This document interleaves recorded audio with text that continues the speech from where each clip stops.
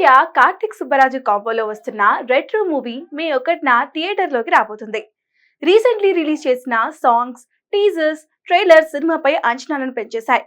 ఇక ఈ సినిమాలో సూర్య ఫ్యాన్స్ కోసం మాస్ ట్రీట్ ఇవ్వబోతున్నాడట దర్శకుడు. ఇందులో 1 కాదు 10 కాదు ఏకంగా 20 యాక్షన్ సీన్స్ ఉండనున్నాయని స్వయంగా స్టంట్ మాస్టర్ ఓ ఇంటర్వ్యూలో రివీల్ చేశాడు. అంటే పవర్ ప్యాక్డ్ యాక్షన్ మూవీని సిద్ధం చేశాడు కార్తిక్. ఈ సినిమాతో కార్తిక్ సుబ్బరాజు రక్తపాతాన్ని సృష్టించబోతున్నాడని చెప్పాలి. మే 1న థియేటర్లు ఎరుపెక్కనున్నాయని సూర్య ఫ్యాన్స్ అంటున్నారు.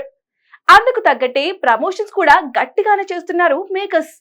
ముఖ్యంగా పూజా హెగ్డే కనిమా పాటలోని స్టెప్స్ తో స్టేజ్ పై రచ్చలేపుతుంది.